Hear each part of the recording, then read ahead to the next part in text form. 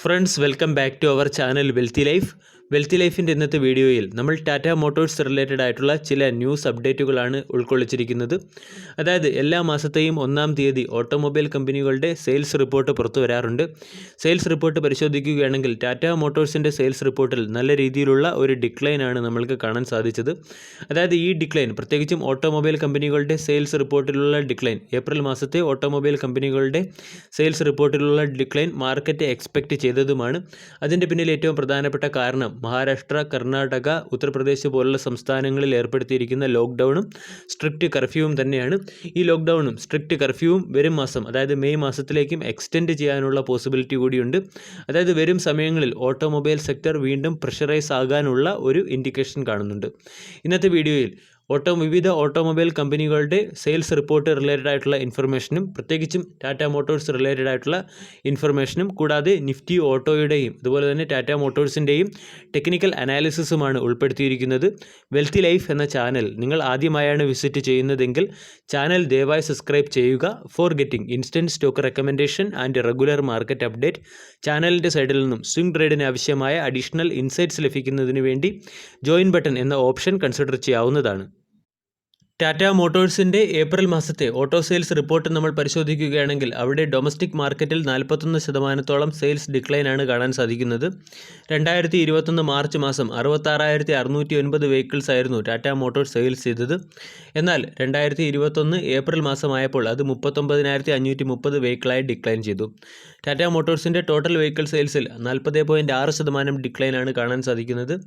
70,263 വെഹിക്കിൾസിൽ നിന്നും total sales 41,739 വെഹിക്കിളായി ഡിക്ലൈനായി. Export നോക്കുകയാണെങ്കിൽ എക്സ്പോർട്ടിൽ 40% ഡിക്ലൈനും commercial vehicle സെഗ്മെൻറ്റിൽ 61% ഡിക്ലൈനുമാണ് കാണാൻ സാധിക്കുന്നത്. കൊമേഴ്സ്യൽ വെഹിക്കിൾ സെഗ്മെൻറ്റിലെ തന്നെ medium and heavy commercial vehicle കാറ്റഗറിയിൽ 55% ഡ്രോപ്പും സ്മാൾ കൊമേഴ്സ്യൽ കാറ്റഗറിയിൽ 60% ഡ്രോപ്പും കാണാൻ സാധിക്കുന്നുണ്ട്. എന്നാൽ ടാറ്റ മോട്ടോഴ്സിൻ്റെ പാസഞ്ചർ വെഹിക്കിൾ സെഗ്മെൻറ്റിൻ്റെ നില താരതമ്യേന ഭേദമാണെന്ന് പറയാം. പാസഞ്ചർ വെഹിക്കിൾ സെഗ്മെൻറ്റിൽ ഏകദേശം 15% ഡ്രോപ്പാണ് കാണാൻ സാധിക്കുന്നത്.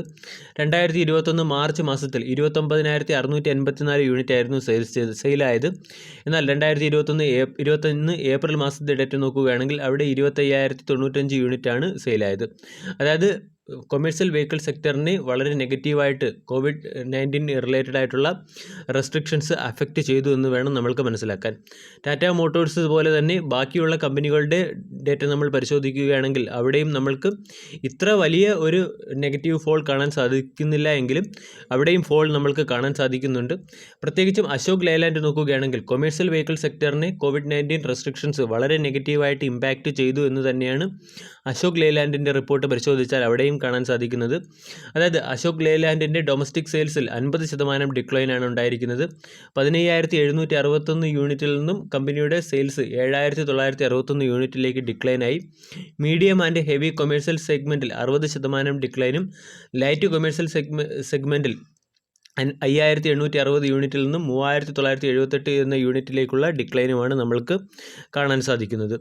ഇനി മഹീന്ദ്ര ആൻഡ് മഹീന്ദ്രയുടെ സെയിൽസ് റിപ്പോർട്ട് നോക്കുകയാണെങ്കിൽ അവിടെ ടോട്ടൽ ഓട്ടോ സെയിൽസിൽ വർധന ഉണ്ടായെങ്കിലും ട്രാക്ടർ സെയിൽസിൽ നല്ല രീതിയിലുള്ളൊരു ഡിക്ലൈൻ കാണാൻ സാധിച്ചു.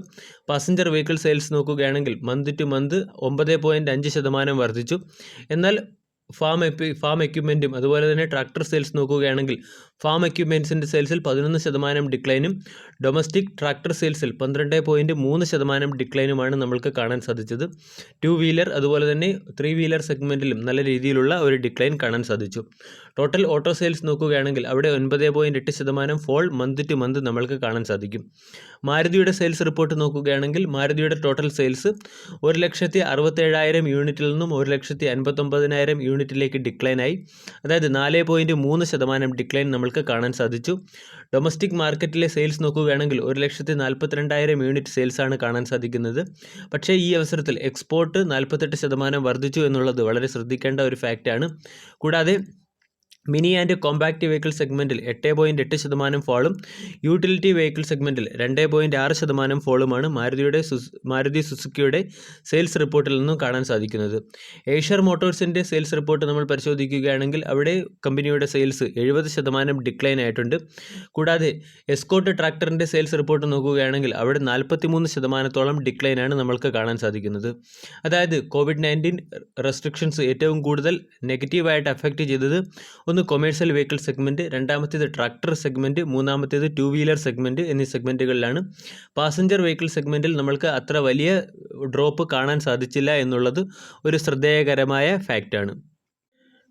ഓട്ടോ സെയിൽസിൻ്റെ റിപ്പോർട്ടിൻ്റെ പശ്ചാത്തലത്തിൽ ടാറ്റ മോട്ടോഴ്സിലെ ഇൻവെസ്റ്റിംഗ് ഓപ്പർച്യൂണിറ്റിയെക്കുറിച്ചും സ്റ്റോക്ക് റിലേറ്റഡ് ആയിട്ടുള്ള കൺസേണിനെ കുറിച്ചും ഡിസ്കസ് ചെയ്യാം. അതായത് ടാറ്റ മോട്ടോഴ്സിൻ്റെ ടെക്നിക്കൽ അനാലിസിസിലേക്ക് പോവുകയാണെങ്കിൽ സ്റ്റോക്ക് ഇപ്പോൾ അതിൻ്റെ 20-day exponential moving average support break ചെയ്തതിന് ശേഷം 50-day exponential moving average range സപ്പോർട്ടും ബ്രേക്ക് ചെയ്തു എന്ന് നമ്മൾക്ക് മനസ്സിലാക്കാം. കൂടാതെ സ്റ്റോക്കിൻ്റെ ഒരു പ്രധാനപ്പെട്ട ഡിമാൻഡ് സോണായിട്ട് നമ്മൾ കാണുകയാണെങ്കിൽ ഏകദേശം 280 മുതൽ 270 വരെയുള്ള റേഞ്ചിൽ സ്റ്റോക്ക് ഫ്രീക്വൻ്റ്ലി സപ്പോർട്ട് എടുത്തതിന് ശേഷം സ്റ്റോക്ക് വീണ്ടും ഒരു ലെവൽ ബ്രേക്കൗട്ടിന് വേണ്ടി ശ്രമിക്കുകയും അവിടെ നിന്നും കൂൾ ഓഫ് ആവുകയും ചെയ്യുന്ന ഒരു കാഴ്ചയാണ് കാണാൻ സാധിച്ചത്. ഇതുവരെ നമ്മൾ കണ്ടിരുന്ന ടാറ്റ മോട്ടോഴ്സിൻ്റെ ഏറ്റവും പ്രധാനപ്പെട്ട സൈക്കോളജിക്കൽ സപ്പോർട്ട് 300 എന്ന് പറയുന്ന ലെവലായിരുന്നു. 300 എന്ന് പറയുന്ന ലെവൽ ബ്രേക്കൗട്ട് ആയ സ്ഥിതിക്ക് അല്ലെങ്കിൽ 300 എന്ന ലെവലിന് താഴെ സ്റ്റോക്ക് എത്തിയ സ്ഥിതിക്ക് സ്റ്റോക്കിൽ അല്പം ബിയറിഷ് ട്രെൻഡ് ഉണ്ട് എന്ന് തന്നെ നമ്മൾക്ക് മനസ്സിലാക്കേണ്ടതായിട്ടുണ്ട്. ടാറ്റ മോട്ടോഴ്സിൻ്റെ വീക്ക്ലി ചാർട്ട് അനാലിസിസ് നോക്കുകയാണെങ്കിൽ അവിടെ നമ്മൾക്ക് മനസ്സിലാകും ഈ സ്റ്റോക്ക് വളരെ നാളായി ഒരു കൺസോൾട്ടേഷൻ ഫേസിലാണെന്നുള്ളത്. കൂടാതെ സ്റ്റോക്കിൽ വീക്ക്നെസ്സും വർദ്ധിച്ചു വരുന്നു എന്നുള്ള കാര്യം തന്നെയാണ് ക്യാൻഡിൽ പാറ്റേൺ അനാലിസിസിൽ നിന്നും വ്യക്തമാകുന്നത്. ഇനി ടാറ്റ മോട്ടോഴ്സിൽ ഈ ഒരു അവസരത്തിൽ നമ്മളൊരു ഫ്രഷ് ഇൻവെസ്റ്റിംഗ് ഓപ്പർച്യൂണിറ്റിയിലേക്ക് പോകുമ്പോൾ എന്തൊക്കെ റിസ്ക്കുകളാണ് കൺസിഡർ ചെയ്യേണ്ടത് എന്ന് നമ്മൾക്ക് മനസ്സിലാക്കണം. ഇതിലേറ്റവും പ്രധാനപ്പെട്ട റിസ്ക്കായിട്ട് എനിക്ക് കാണാൻ സാധിച്ചിരിക്കുന്നത് ലോക്ക്ഡൗൺ റിലേറ്റഡ് ആയിട്ടുള്ള റിസ്ക്കും അതുപോലെ തന്നെ സെയിൽസ് ഡിക്ലൈൻ ആകാനുള്ള പോസിബിലിറ്റിയും തന്നെയാണ്. അതായത് നമ്മൾ എല്ലാ മാസത്തെയും monthly auto sales report analysis ചെയ്യുമായിരുന്നു. ഈ monthly auto sales report analysis ചെയ്യുമ്പോൾ പ്രീവിയസ് ക്വാർട്ടറിലെ അതായത് 2021 ജനുവരി മാസം മുതൽ മാർച്ച് മാസം വരെയുള്ള ഓട്ടോ സെയിൽസ് റിപ്പോർട്ട് നോക്കുകയാണെങ്കിൽ അവിടെ ഓരോ ക്വാർട്ടറിലും കമ്പനികൾ അവരുടെ നില മെച്ചപ്പെടുത്തുന്ന ഒരു പെർഫോമൻസ് ആണ് കാണാൻ സാധിച്ചത്. എന്നാൽ ഏപ്രിൽ മാസം മുതൽ ലോക്ക്ഡൗൺ റിലേറ്റഡ് ആയിട്ടുള്ള റെസ്ട്രിക്ഷൻസ് തുടങ്ങുകയും അവിടെ മുതൽ സെയിൽസ് റിപ്പോർട്ട് അല്ലെങ്കിൽ സെയിൽസ് ഡിക്ലൈൻ ആകാൻ തുടങ്ങുകയും ചെയ്തിട്ടുണ്ട്.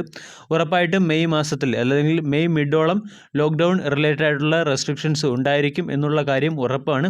അതായത് മെയ് മാസത്തിലെ ഓട്ടോ സെയിൽസ് റിപ്പോർട്ട് നോക്കുകയാണെങ്കിൽ അവിടെയും ഡിക്ലൈൻ ആകാനുള്ള പോസിബിലിറ്റിയാണ് കാണുന്നത്. വരുന്ന ക്വാർട്ടറിൽ അതായത് 2022 ഫിനാൻഷ്യൽ ഇയറിലെ ക്വാർട്ടർ 1 ഓട്ടോമൊബൈൽ സെക്ടറിലെ കമ്പനികളുടെ റിപ്പോർട്ട് അല്ലെങ്കിൽ സെയിൽസിൽ അല്പം ഡിക്ലൈൻ ഉണ്ടാകാനും അതുപോലെ തന്നെ ക്വാർട്ടറിലെ റിസൾട്ടിൽ നെഗറ്റീവ് ഉണ്ടാകാനും ഉള്ള പോസിബിലിറ്റി കൂടുതലാണ്. ഇനി രണ്ടാമത്തെ പ്രധാനപ്പെട്ട കൺസേൺ ടെക്നിക്കൽ അനാലിസിസ് റിലേറ്റഡ് ആയിട്ടുള്ള കൺസേൺ ആണ്.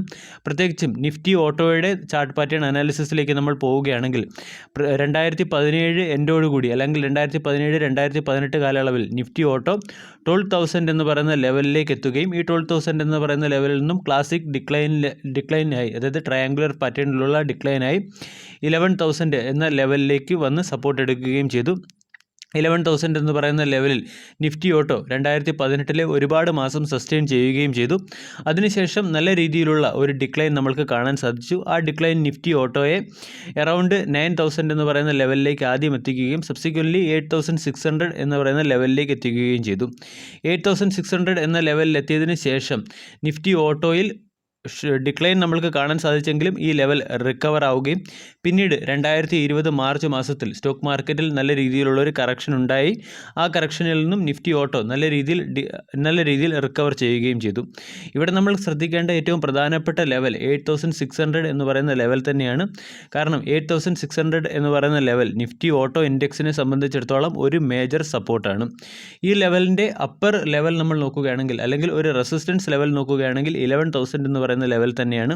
കാരണം റീസെൻ്റ്ലി ഓട്ടോ സെയിൽസ് റിക്കവർ ആയപ്പോൾ 2020 സെപ്റ്റംബർ മാസം മുതലുള്ള ഡേറ്റ നമ്മൾ പരിശോധിക്കുകയാണെങ്കിൽ നല്ല രീതിയിലുള്ള ഒരു റാലി ഓട്ടോ സെയിൽസിൽ വന്നപ്പോൾ 11,000 എന്ന് പറയുന്ന ലെവൽ നിഫ്റ്റി ഓട്ടോ ടെസ്റ്റ് ചെയ്യുകയും അതിനുശേഷം അവിടെ നിന്നും സബ്സിക്വൻ്റ്ലി ഡിക്ലൈൻ ആകാൻ തുടങ്ങുകയും ചെയ്തു. ഇപ്പോഴത്തെ നിഫ്റ്റി ഓട്ടോയുടെ ഇൻഡെക്സ് നമ്മൾ പരിശോധിക്കുകയാണെങ്കിൽ 11,000 എന്ന ലെവലിൽ നിന്നും 9,600 എന്ന ലെവലിലേക്ക് എത്തിക്കഴിഞ്ഞു. അതായത് നല്ല രീതിയിലുള്ള ഒരു കറക്ഷൻ നിഫ്റ്റി ഓട്ടോയിൽ സംഭവിച്ചു എന്നുള്ള കാര്യമാണ് നമ്മൾ മനസ്സിലാക്കേണ്ടത്. ഇതോടൊപ്പം തന്നെ നമ്മൾ ശ്രദ്ധിക്കേണ്ട മറ്റൊരു പ്രധാനപ്പെട്ട കാരണം 2020 ജനുവരി മാസത്തെ ലെവലായ അല്ലെങ്കിൽ നിഫ്റ്റി ഓട്ടോയുടെ ഒരു റീസെൻറ്റ് സപ്പോർട്ട് ലെവലായ 8600 എന്ന ലെവലിൻ്റെ ഫിബനാച്ചി റിട്രേസ്മെൻറ്റ് നോക്കുകയാണെങ്കിൽ അവിടെ 1.16 റിട്രേസ്മെൻറ്റ് നമ്മൾക്ക് കാണാൻ സാധിക്കുന്നത് 11,000 എന്ന് പറയുന്ന ലെവലിലാണ്. 11,000 എന്ന് പറയുന്ന ലെവൽ റിട്രെയിൻ ചെയ്തതിന് ശേഷം ഇവിടെ നിന്നും ഒരു കറക്ഷൻ ഉണ്ടാകാനുള്ള അല്ലെങ്കിൽ ഒരു ഫോൾ ഉണ്ടാകാനുള്ള പോസിബിലിറ്റി ടെക്നിക്കൽ അനാലിസിസ് വഴി കാണുന്നുണ്ട്.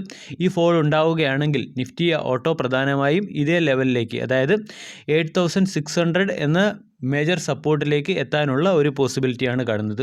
ഇനി ഈ സപ്പോർട്ടിലേക്ക് എത്താതിരിക്കണമെങ്കിൽ, ഇതിനിടയിൽ ഒരു ട്രെൻഡ് ചേഞ്ച് ആകണമെങ്കിൽ അതിൽ ഏറ്റവും കൂടുതൽ നിർണായക സ്വാധീനം ചെലുത്തുന്നത് നമ്മളുടെ Q4 റിസൾട്ട് തന്നെയായിരിക്കും. അതായത് Q4 റിസൾട്ടിന് ശേഷം ഇവിടെ ഈ ബിയറിഷ് ട്രെൻഡ് മാറുകയാണെങ്കിൽ വീണ്ടും നിഫ്റ്റി ഓട്ടോ 11,000 എന്ന് പറയുന്ന ലെവൽ റിട്രേസ് ചെയ്യാൻ ശ്രമിക്കുന്നതായിട്ട് നമ്മൾക്ക് മനസ്സിലാക്കാം.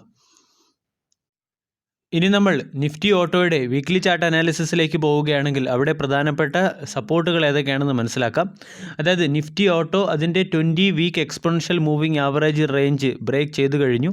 അതായത് 2020 സെപ്റ്റംബർ മാസം മുതലുള്ള ഡേറ്റ നമ്മൾ പരിശോധിക്കുകയാണെങ്കിൽ 2020 സെപ്റ്റംബർ മാസത്തിന് ശേഷം ആദ്യമായിട്ടാണ് Nifty auto 20 week exponential moving average ലെവലിനെ ടെസ്റ്റ് ചെയ്യുകയും ആ ലെവൽ ബ്രേക്ക് ചെയ്യുകയും ചെയ്യുന്നത്. മൂവിങ് ആവറേജ് ബേസ് അനാലിസിസ് നോക്കുകയാണെങ്കിൽ നിഫ്റ്റി ഓട്ടോയുടെ മെയിൻ സപ്പോർട്ടായിട്ട് ഇവിടെ കാണുന്നത് 8,960 അല്ലെങ്കിൽ 8,900 എന്ന ലെവലും അതിനുശേഷം കാണുന്ന ഒരു മേജർ സപ്പോർട്ട് അതായത് 100 ഡേ എക്സ്പോണൻഷ്യൽ മൂവിങ് ആവറേജ് റേഞ്ചായ 8,600 എന്നീ ലെവലുമാണ്. അതായത് നിഫ്റ്റി ഓട്ടോയിൽ ഈ രീതിയിലുള്ള ഒരു കറക്ഷൻ വരികയും അതുപോലെ തന്നെ ലോക്ക്ഡൗൺ റിലേറ്റഡ് ആയിട്ടുള്ള റെസ്ട്രിക്ഷൻസും മാർക്കറ്റിലെ അൺസർട്ടനിറ്റീസും തുടരുകയും ചെയ്യുകയാണെങ്കിൽ നിഫ്റ്റി 8,960 എന്ന ലെവലിലേക്ക് വന്ന് അവിടെ നിന്നും ഒരു സപ്പോർട്ട് എടുത്തു പോകാനുള്ള പോസിബിലിറ്റി ഉണ്ട്. അതല്ലെങ്കിൽ ആ ലെവലും ബ്രേക്ക് ചെയ്യുകയാണെങ്കിൽ പിന്നീട് നമ്മൾ ഫോക്കസ് ചെയ്യേണ്ട ഏറ്റവും പ്രധാനപ്പെട്ട ലെവൽ 8,600 എന്ന ലെവലാണ്. അതായത് ടാറ്റ മോട്ടോഴ്സ് പോലുള്ള ഒരു ഓട്ടോമൊബൈൽ സ്റ്റോക്കിൽ ഏകദേശം 340 എന്ന റേഞ്ചിൽ, അതായത് 300നും 340 എന്ന റേഞ്ചിനും ഒരുപാട് നാൾ കൺസോളിഡേറ്റ് ചെയ്തതിന് ശേഷം സ്റ്റോക്ക് 300 എന്ന് പറയുന്ന സൈക്കോളജിക്കൽ സപ്പോർട്ട് ബ്രേക്ക് ചെയ്ത സ്ഥിതിക്ക് ഈ സ്റ്റോക്കിൽ ലോങ് ടൈം പൊസിഷൻ എടുക്കേണ്ടവർ ഈ ഫാക്ടറുകൾ കൂടി കൺസിഡർ ചെയ്യണം എന്നാണ് ഞാൻ ഉദ്ദേശിച്ചത്. വീഡിയോ എല്ലാവർക്കും ഇഷ്ടമായി എന്ന് വിശ്വസിക്കുന്നു. താങ്ക്